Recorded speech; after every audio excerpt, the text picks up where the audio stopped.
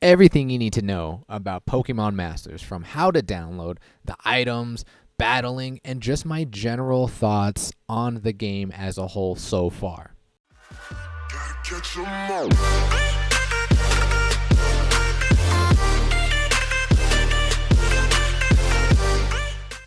What is good? It's your boy Rico. Welcome back to another episode of Pokemon Masters. And let's start with the first thing. How do you download Pokemon Masters? Because it's not out yet. If you go to the Google Play Store or the Apple Store or the App Store, it still says coming soon or pre-order if you pre-ordered it.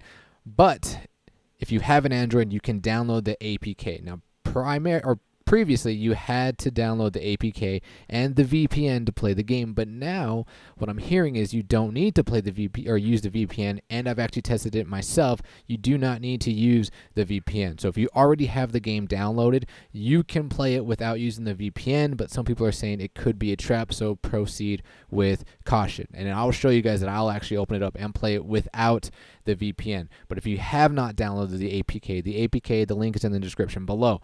But when you download it, it's going to ask you if you're from Canada, if you're from Singapore, or other. Do not select other. Select either Singapore or Canada. But before that, you want to make sure that your phone is compatible. So whatever Android phone you have, you need to make sure you're at least on OS 7 or higher, and that you have a 64-bit phone. If you do not, that is going to be a problem. I'm currently running the Galaxy 9, or the S9, Galaxy S9, so I know that works. So you can try and use that. Now, I just want to show you guys, the only apps we have in the background are the Samsung Flow, which is just allowing me to mirror my screen, the Google Play Store, so there is no VPN currently running right now. I'll show you right now the VPN. I don't even know how to get into VPN. There it is. Here's my Turbo VPN. I am not using it, so we're just going to go ahead and open up Pokemon Masters and see if we're able to get in.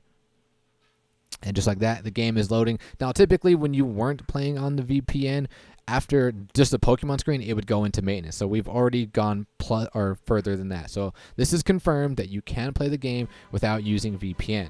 Now, let's get into the game. And I kind of just want to explain like the Pokemon Center essentially that you're in. And you are not greeted by Nurse Joy, or greeted by Trista. So these three things you can do here in the Pokemon Center. You can go to Trista,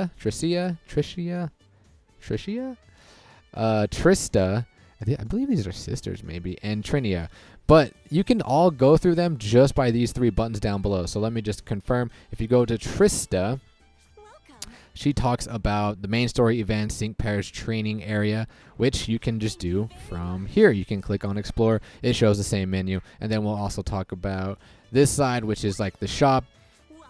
This is where you're going to be able to scout Sync Pairs, purchase gems, spend money. Sync Pairs is where you do your summons and exchange items. And let me just show you again. From here, you can just go to the shop, and it does the same thing. So these are the only three functions that you can do currently in this Pokemon Center. I'm assuming that as the game progresses, there will be able to access other areas. But for now, let's just talk about these three areas. So we'll start with the shop.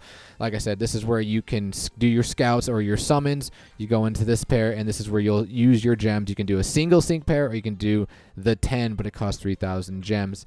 This is where you purchase the gems, and then also this is where you exchange items. Now, exchanging items is like you get items in the game, and there's like two crucial things that you need to know in this game, and it is the bars right here. You can get two of them. I believe the first one you get at, I think it's 30,000 gold, and the second one's at 100,000 gold, because you come stock, I believe, with 4. But you want to purchase these as soon as possible. That way you'll have 6, and it's going to allow you to attack more. And the second most important thing is the evolution stones. That's what's going to help you evolve your Pokemon, which we'll cover here in a second. But you can also exchange items like the pearls, which is just it's just a way to get gold. You can exchange the pearls for gold. And then there are other items, like there's these items, the buff blend. This is going to help you with your learning moves and passive skills. But if you exchange 10 of them, you get the next one up, because there's the great buff, there's the ultra buff, and then there's the basic one, which is the buff blend. So you have the buff, the great, and the ultra, and I'll explain like what yields what. So let's just go to the next place, is just the Explore. Like I said, this is where you do your main story. This is where you hold events too. We haven't had any events yet. We'll probably get like some sort of event, maybe like a Mewtwo event or something, but this is where it would be located. You also have Sync Pair stories. So every Sync Pair that you have their side stories, which is usually just like a cutscene and if you're going to evolve your Pokemon, you'll be able to do them in your sync pair stories. Oh, and I forgot to mention, let's go to the main story real quick. I just kind of want to go over like a chapter and how to, like what you'll need to do.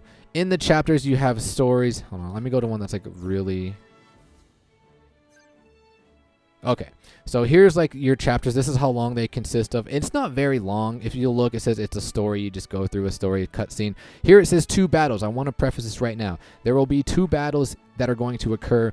Do not use all your buffs in the first battle, because if you use all your buffs, say you do X attack twice, and your mons are buffed in that first battle, when you enter the second battle, what you did in the first battle counts, but the buffs do not continue. So in the second battle, you won't be able to X attack again because they'll be gone because you used them in the first battle, but the buffs will not carry over. So that's some sort of strategy you'll need to think of. Like, all right, I know I'm doing 2 battles. Maybe I'll only do 1 series of buffs on this battle and the second series in the second battle. Then you get another story. You have a boss. This is where you'll battle. Story go again. Stories are just cutscenes, 2 battles again. Story, boss, story, 2 battles, and so forth. So this is kind of like what the chapters are going to look like.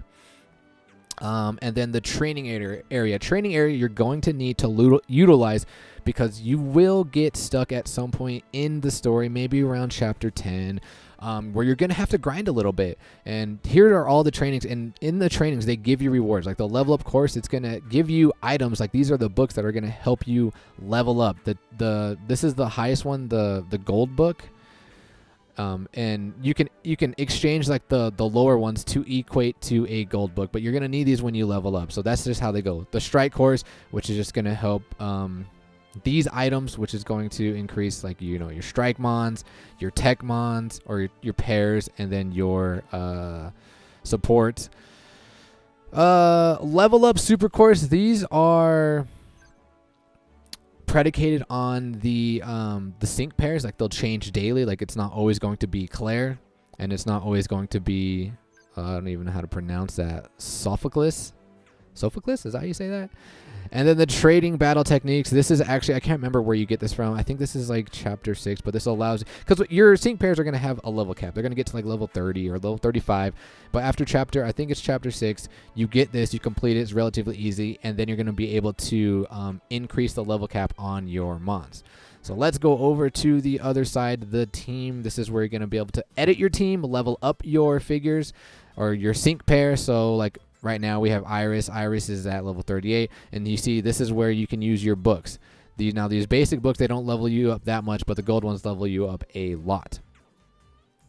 The move and skills, this is where you'll learn your moves and your skills, and again, you're going to have to use the items that you get either from the training or from the story mode to do this. So like if I wanted to get my, let's just say, my Vileplume, which I haven't had, it's going to cost 5 of these training machines, and I like you can see, like I have a 205 in stock, so I can totally get that. But if you want to get their other move, it's going to require more items to get it, which we have in stock. And I'll show you guys. I forgot how to do the let's just do this one, the Ultra Tech Tonic. So that's 1 gold, but you can exchange if you have the great, you can exchange into the Ultra. So if we go to the shop, go to exchange items.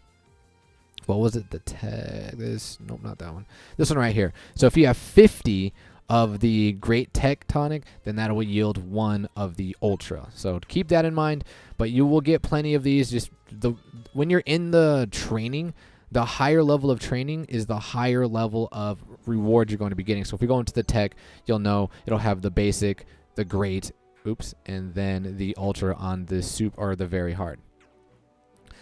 Also in here in team, you can do this is where you do the level cap. So let's say I don't have anyone at max right now because I've already increased them all, but it'll say max, and then you can, this is like it requires items, and right now the level cap's at 60, but if I max out at 60, then I can use items again, and then it'll get me to the next level cap, whatever it is.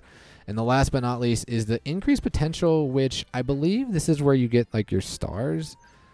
Because I haven't figured out where we get these items yet. But if you get duplicates, see like how my How has a... Actually, I don't even know what this is. But you need 20 power-ups to get them to level 5. And I don't know where to get these power-up items. But I know if you get duplicates, I think that's how you increase these items. Like the stars, the rarity. And this what the stars do. They just increase like your... I believe they increase your... sync move. So actually, let me see something real quick. If we go to our decks and let's look at like a 3-star. 3-star does 240. Let me just confirm to see if all 3 stars do 240. 240. Okay, let's just do one more just to confirm. 3-star. Okay, so that's what it is, yeah. And so they do 240. I'm assuming the 4 stars do 250. Yep. Oh, no, he does 240 as well. Huh. So maybe that I don't know. Let's look at a 5-star. We'll just go 5 stars. Well, that does 240 as well. I'm not actually sure what the stars do. I think the stars increase, like, I thought it increased like your stats a little bit. So that maybe that I'm not entirely sure on. But that's just the basics of what we can do in the game. Now let me give you my thoughts and opinions on this game. Now, this game, it's very refreshing, to say the least, especially coming from a previous gacha game in Pokemon Duel. The battling system, I think, is so unique and so complex. And if you haven't seen my videos in battling, you can check those out. Those are also in the description below. I really nerd out about how the attacks work, and the battling, but this game is relatively easy. If you have a basic understanding of like attack and weaknesses, you're gonna be just fine going through the story mode. Now, I want this game to include PvP, and that's why I nerd out so hard about the battling system and, you know, just the attacks and the skills and all of that.